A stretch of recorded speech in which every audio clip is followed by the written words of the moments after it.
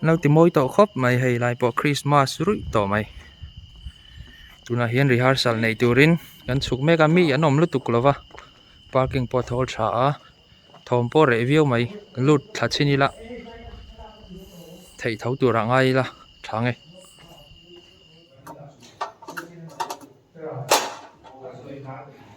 cần lút hả break cho ấy cho lần lâu này mấy cả chú hoàn chuông cần hành lệ lóc con ơi anh cho rơi lâu tụi rằng ai đó hey thì về tụi rehearsal này về tụi đang hop on lâu push up sắp mày ngay chẳng hạn sẽ phút rồi zoom for ít đầu speed chú tin nghe anh lâu khơi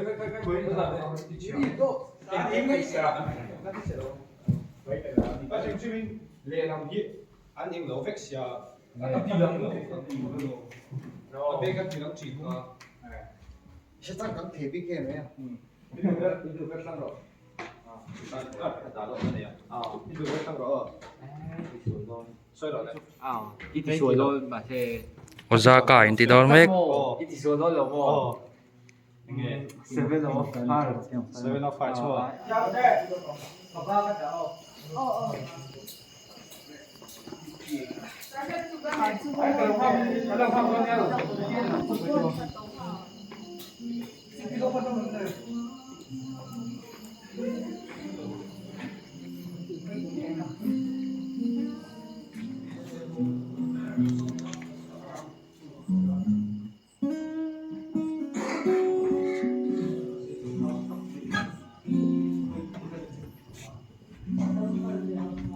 hian cho ai tụi ring ăn sụp lên nó đâu mấy cái này tì ra căn hân nار rất đã căn nار trộn dầu đôn lâu ăn riêu mày lại tập point lâu ta với cái này thì lút khát khát đều ạ lại căn on lock ạ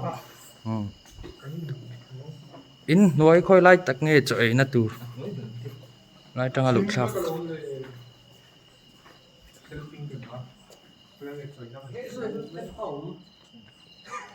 cho ấy nó cần hay anh đi real tram và thum của mai thằng ca cho ấy pui lầu đón cho thằng phun chia đón rất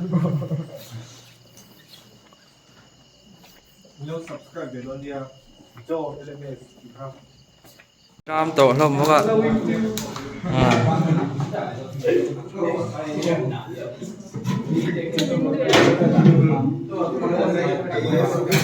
hoa Rindika nào lẽ vlogger phải là đọc mấy cái này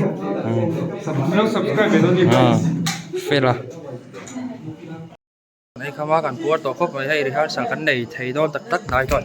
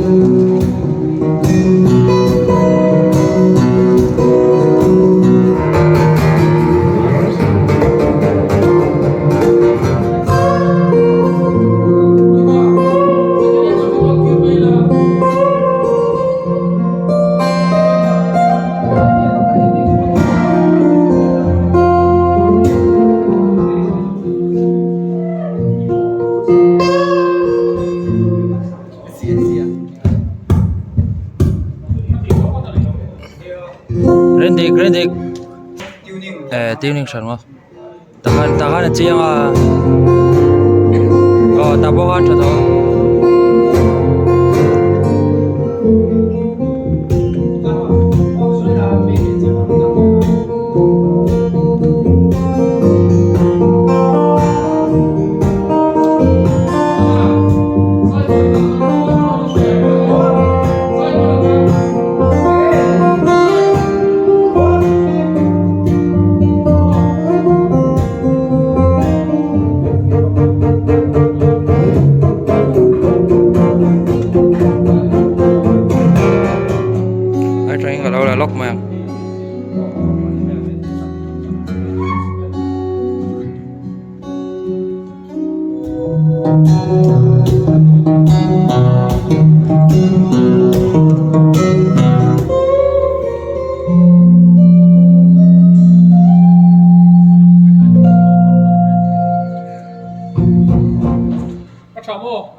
Apa yang kau ingin?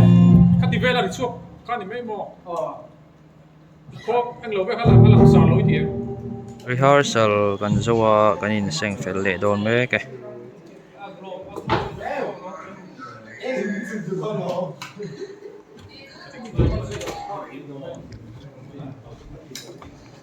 Rindika, anong ka karon dulu kamu?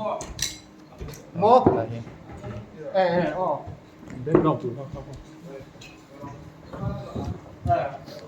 Azao to khop mai.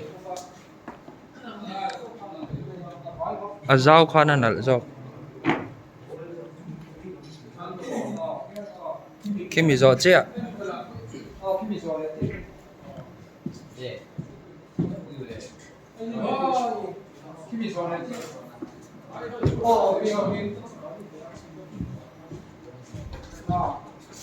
Cha. Azia.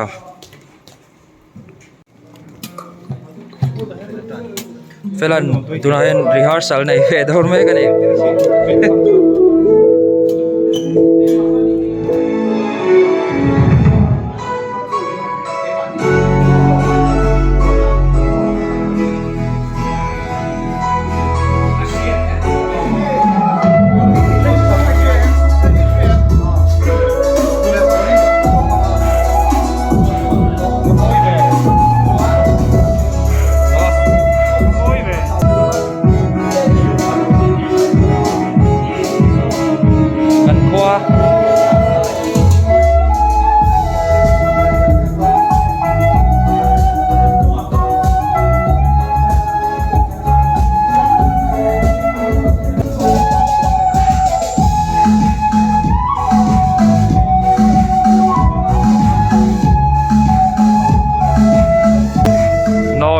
Noise tili ngai rehearsal kan zawa kan hole don me ke tuna darin zange Dar sari le minute riat. dar sere le minit riat fela po la uluk la khop mai môi khop mai hay chơi nào khop mai đủ tóc lại phật tăng ô môi viếu mà sẽ mang trà lại phật ule Bye. see you